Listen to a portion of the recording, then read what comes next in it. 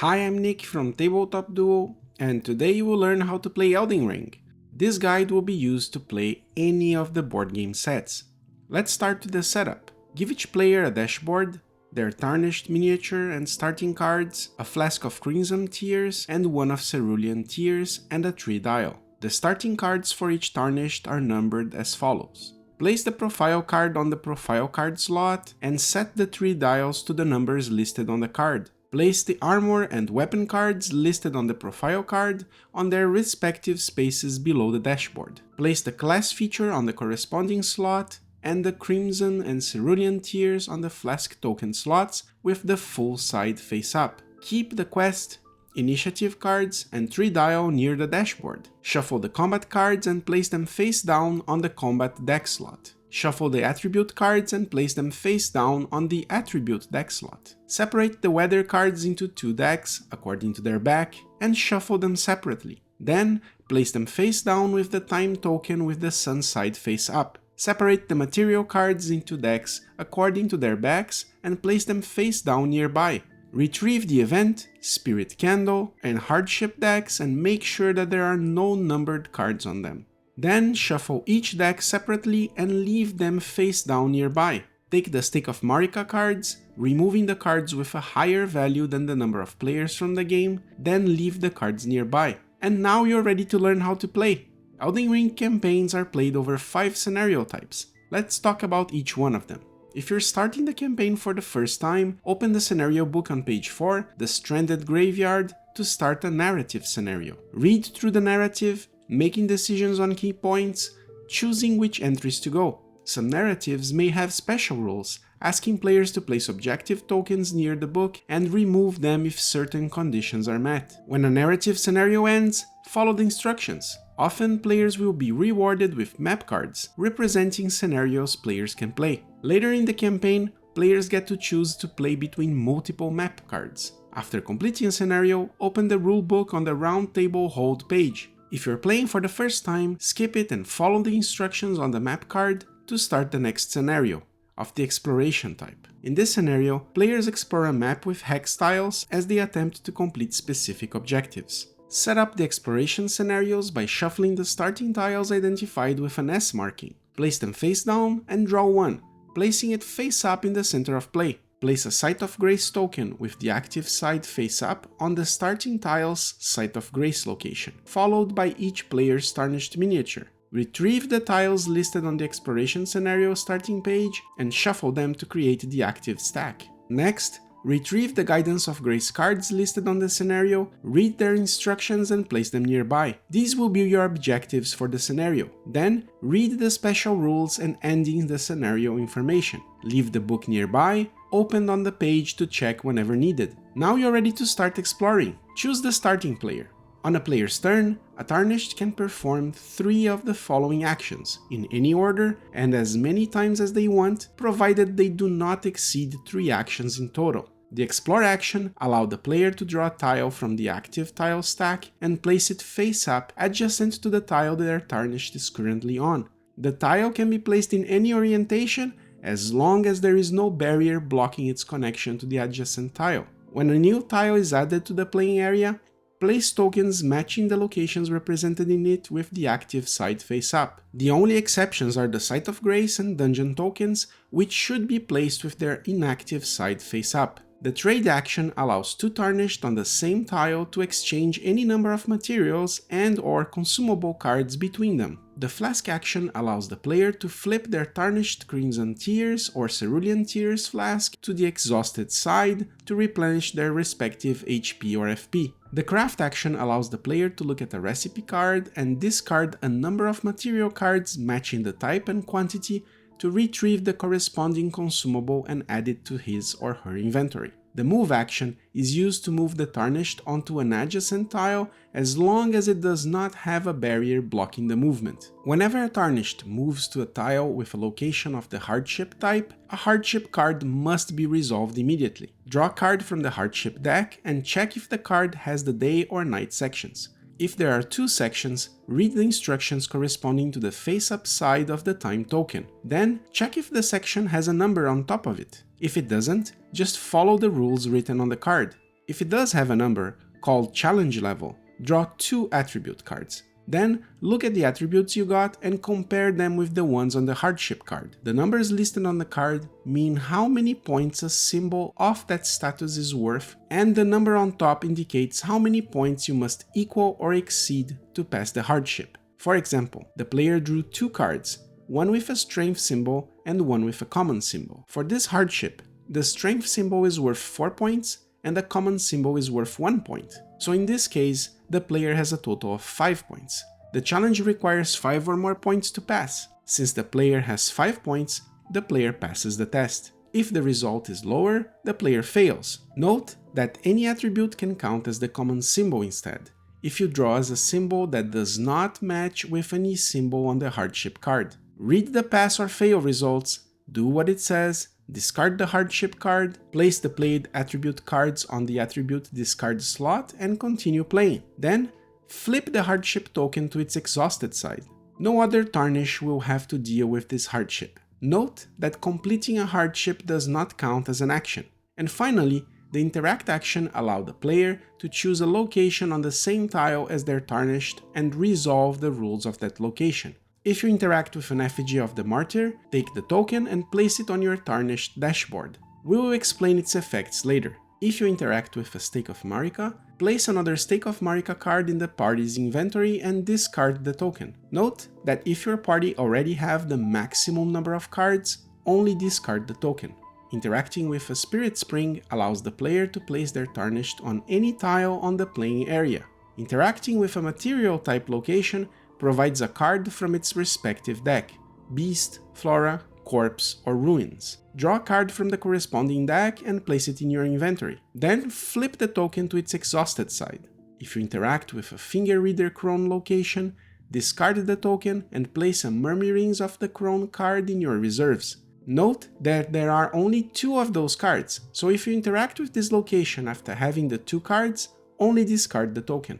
If you interact with a merchant, non-player character, rebirth monument, special or star location, discard the location token and read the text corresponding to the token in the enemies and allies section of the scenario brief. If you interact with a spirit candle location, discard the token and draw a card from the spirit candle deck, placing it near your dashboard. Note that you cannot interact with a spirit candle location if you already have a spirit candle card. When interacting with a Site of Grace, flip the token to the active side. When interacting with an active Site of Grace, replenish all 3 dials to the tarnished maximum values and flip the flask tokens to their active side. Then flip any exhausted materials and hardship location tokens on their tile and any adjacent tiles to their active side. And if you interact with an enemy location, check the enemies and allies section of the scenario brief to start a combat encounter. We will explain the encounter soon. Note that when interacting with a tile that has an enemy location,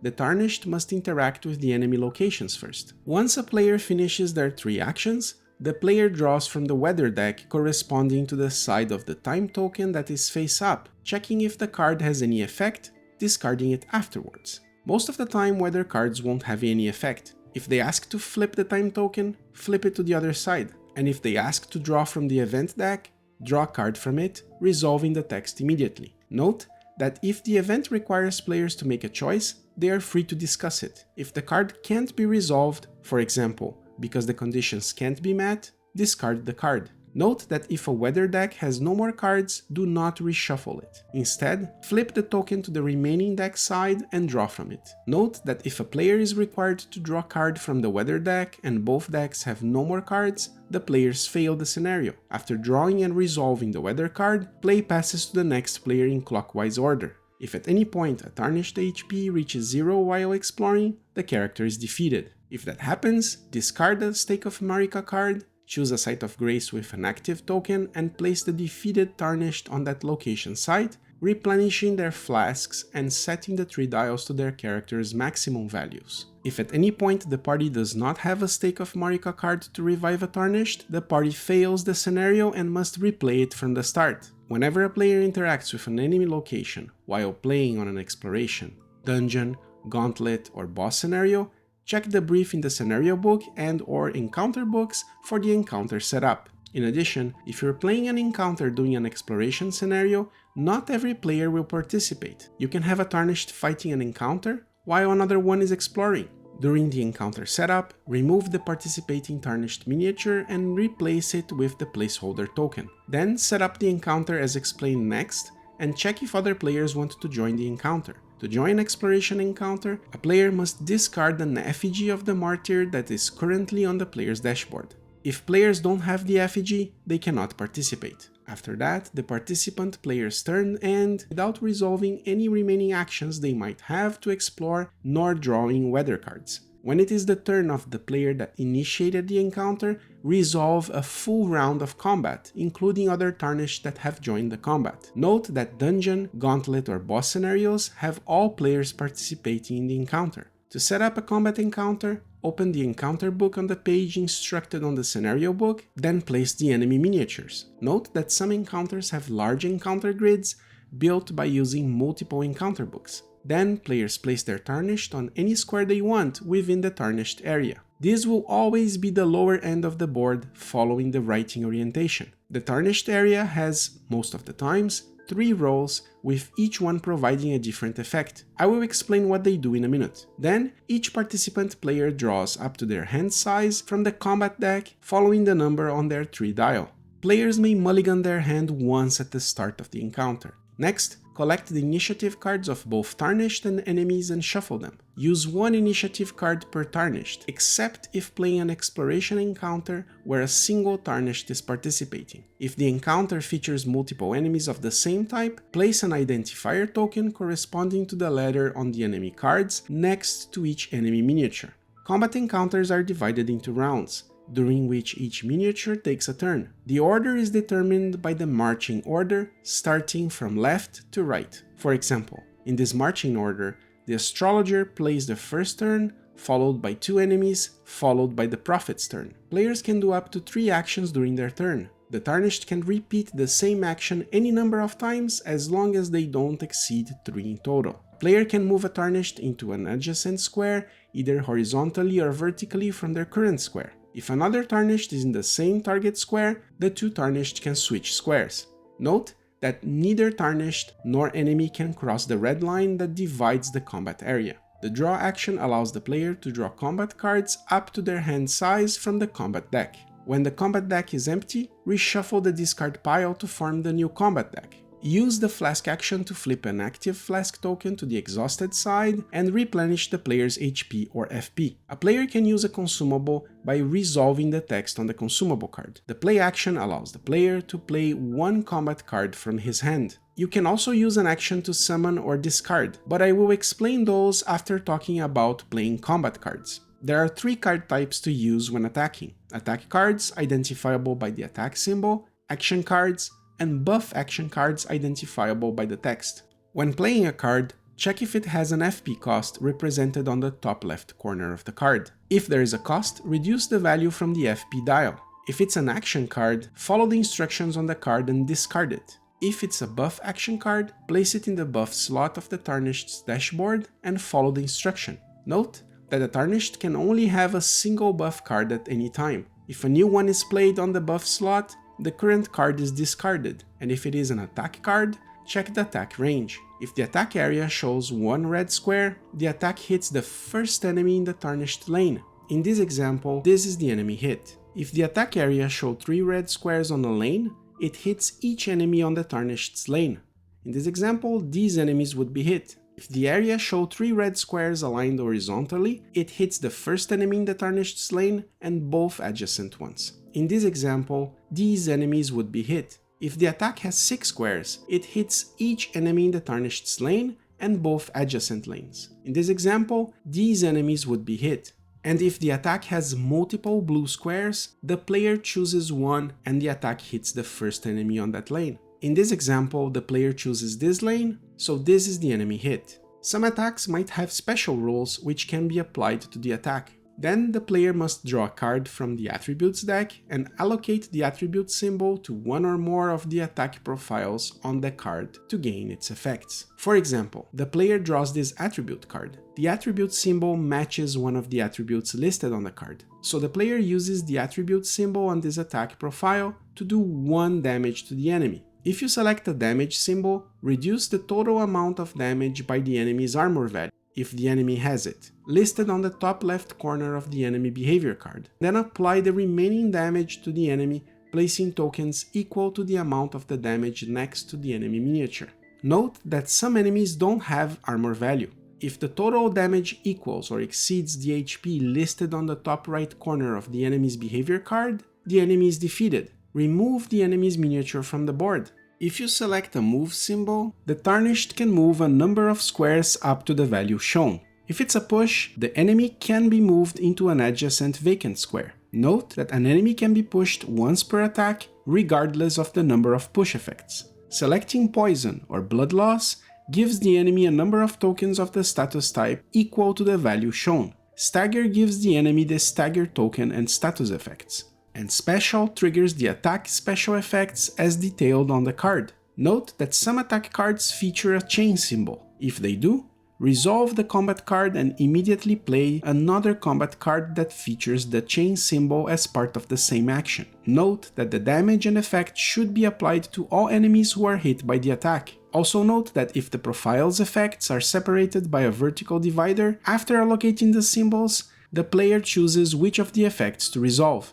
Now, let's go back to the discard action I mentioned previously. When a player performs the discard action, they choose to perform a light attack or restore 1 FP. If they choose to perform a light attack, draw an attribute card and inflict 1 damage per symbol on the card to the first enemy in their lane. And the last action a player can do is to summon. This action can be done once per combat if there are 2 or fewer Tarnished in an encounter and the player has summon cards. To perform the summon, lower the Tarnished's FP value according to the summon value on the top right corner of the summon card. Note that if the value is lower than required to summon, the player cannot summon the card. When a summon is successful, place the Spirit Ashes token in a vacant square on the Tarnished area. Then, place its initiative card at the end of the marching order. The initiative card shows the summon's HP value, and the behavior card the behavior the summon can do when playing. If the summon has a moving symbol with a number inside, the summon can move an equal number of squares to the number of arrows. Note that a summon cannot move if obstructed by a miniature.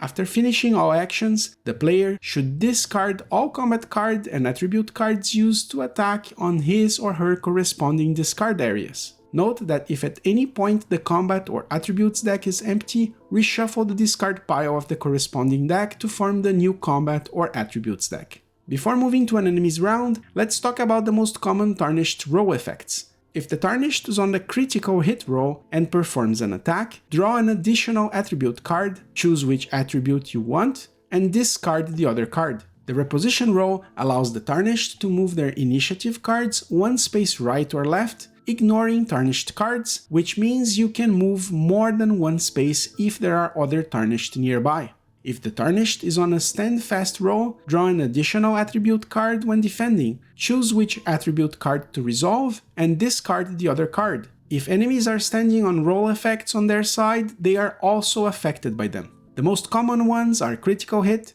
which allow the Tarnished to draw an additional attribute card, choose which one to resolve, and discard the other card. Since roll effects are accumulative, it means that if both a Tarnished and enemy are on a roll with the critical hit effect, the player draws a total of 3 attribute cards, choosing one to keep. Armored reduces any damage a Tarnished did to the enemy by 1, and if in powerful attack, the player cannot reduce the damage received by any rule or effect. Now let's talk about the enemy's round. When the marching order reaches an enemy card, you must perform the enemy's behavior card by reading it from top to bottom, left to right. If the card has right, left, up or down symbol, move the enemy on that direction, following the card's orientation. If pointing diagonally, the enemy moves diagonally on that direction. If the symbol has arrows with a number inside, move the enemy that number of spaces on the directions indicated towards the closest Tarnished. If two Tarnished are at the same distance from the enemy, move towards the one whose initiative card is to the left of the marching order. Note that if the enemy's movement is obstructed or an enemy miniature would leave the battlefield, it doesn't move. Also note that some action symbols might be separated by a vertical divider, which indicates two sets of symbols. The enemy will always perform the set of action symbols on the left side unless they can't resolve any symbols, in which instance they will perform the set of action symbols on the right side instead. The attack is composed of two symbols. The first one indicates the attack range and works just like the Tarnished attack cards. The second symbol indicates the damage the attack inflicts. Note that some attacks might have a status effect or movement symbol to the right or beneath it. These additional effects are resolved when the enemy attacks, even if the damage of the attack was reduced to 0. Let's read through a behavior example. The Rotten Stray attacks the first Tarnished in the lane, doing 2 damage and moving forward 1 square. If the Rotten Stray cannot attack, it moves 1 space to the side closest to the Tarnished instead. Then it attacks the first Tarnished in the lane, dealing 3 damage and moving forward 1 square. When receiving damage, the player chooses whether to defend against the attack or not. The player can defend in 2 ways. The player can discard any number of combat cards from their hand, reducing the attack's damage value by the combined block value of the discarded cards, listed on the top right corner. Note that other effects on these cards are not resolved. For example, the enemy did 3 damage. The player discarded 3 cards worth 3 defense points, reducing the damage to 0. Or the player can play 1 defense card from their hand. Defense cards have the shield icon on them, and some might require the player to spend FP to use. When using a defense card, draw a card from the attribute deck. Allocate the attribute symbols to the profiles on the defense card. Each attribute symbol can be allocated only once. Note that any attribute can be allocated to the common profile symbol. Then, determine the effects of the defense profiles that had the attribute symbol allocated to them. For example, the astrologer used Focus Defense, which costs 0 FP. He drew an attribute card with the intelligence and common symbols. He allocates the intelligence symbol to this profile, gathering 1 defense point. This profile has the special symbol in it. If a status is allocated to this profile, the player may spend 1 FP to reduce the damage by 1. The player decides to do so for a total of 2 defense points. The player still has the common attribute to allocate. He allocates the common symbol for a total of 3 defense points. Since the attack was supposed to deal 3 damage, the player receives no damage. If any damage has been dealt to the Tarnished, reduce the value from his corresponding 3-dial HP value. Then, discard all combat and attribute cards used to defend from an attack on their corresponding discard areas. If a Tarnished HP reaches 0, he is defeated, and his turn immediately ends. When that happens, discard a Stake of Marika, reset the Tarnished's HP to its maximum value, and draw up to the Tarnished's hand size, resuming your turn. If a Tarnished is defeated, and players don't have a Stake of Marika card, the players fail the scenario. When all players and enemies in the initiative order have played their turn, shuffle all initiative and enemy cards together, then deal them again, forming the next round's marching order. Continue playing until you complete the combat encounter. If playing an exploration scenario, place the Tarnished back into the tile, discard the encounter token, and continue playing.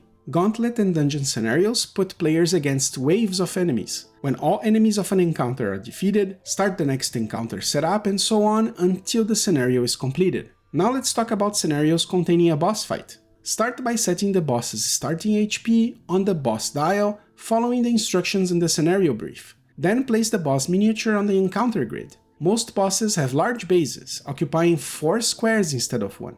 Models with large bases are considered to be in each of the roles and lanes its base occupies. Note that if a boss is added during a dungeon and its miniature can't be placed on the grid because other enemies are in the squares it would occupy, make way for the boss by placing these enemies in the closest vacant squares to their current position. Then, take the boss behavior cards, shuffle and place them face down to form the boss behavior deck.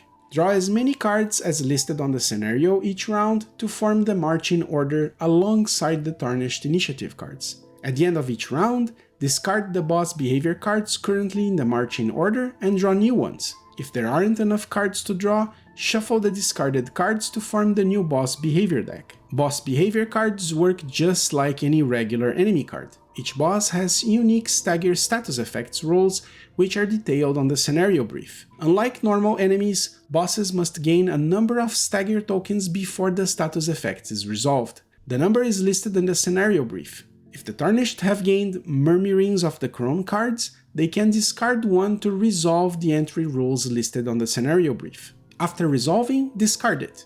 As you play a scenario, you might progress or complete quests. Use quest markers to count your progress, and whenever a quest is completed, resolve the completion text. If the quest is of the Guidance of Grace type, their text affects every Tarnished taking part in the scenario, and the conditions can be completed by any Tarnished. These cards are discarded once a scenario ends.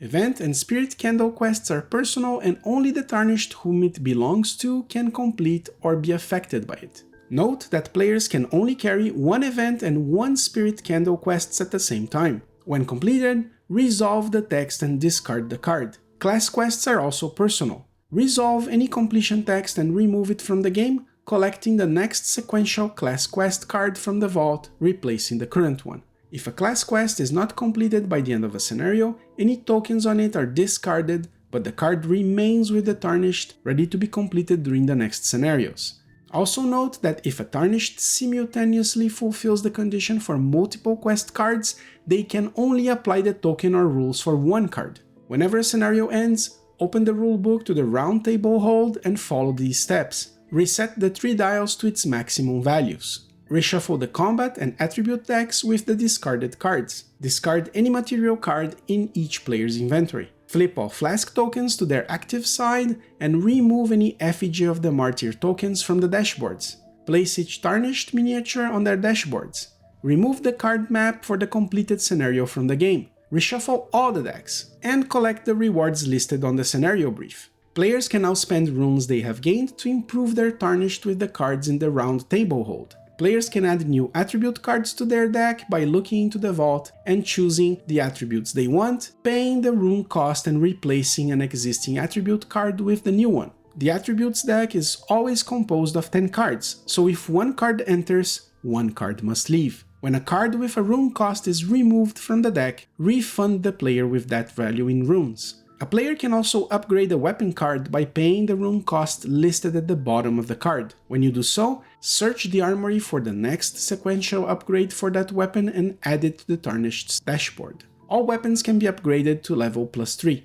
Note that there can only be one instance of an individual weapon at any time. For example, if a Tarnished has equipped a weapon, another Tarnished cannot equip a higher or lower version of the same weapon. Players can also pay the rune equip cost to equip a new weapon, armor, talisman, or trait card. Replace the current equipped weapon, armor, or trait card. Pay attention to its special rolls, as some give really good benefits to your Tarnished. Talismans are added on the Talisman section of the Tarnished dashboard and do what's written on their special rules section. Each new or upgraded weapon card has a unique list of combat cards that are included with that weapon, and indicates the number of combat cards that are added to the combat deck when the weapon is equipped. For example, the Astrologer's initial combat deck is composed of 4 combat cards from the Scripture Wooden Shield listed below it, and 7 cards from the Astrologer's Staff also listed below it. But as weapon cards are upgraded, instead of indicating a fixed number of combat cards, some may indicate a range, with a maximum and minimum values. For example, the Astrologer's Staff +1 weapon is composed of 7 to 8 cards, so the player must choose 7 to 8 cards from those shown below it.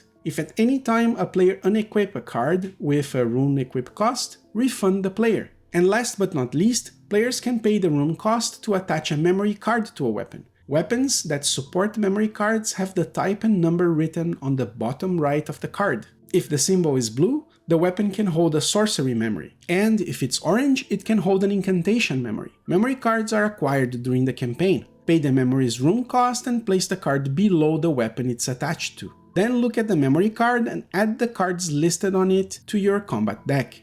Memory cards provide an advantage by allowing more cards to the combat deck than the 2 weapon cards limit. Players can remove and reattach memory cards. Just remember to remove, or add the cards listed on it and refund or pay the rune's cost. And that's how you play the Elden Ring board game. If you have any questions, leave a comment and don't forget to subscribe to receive an update whenever our latest how to play videos come out. Thanks for watching and see you next time!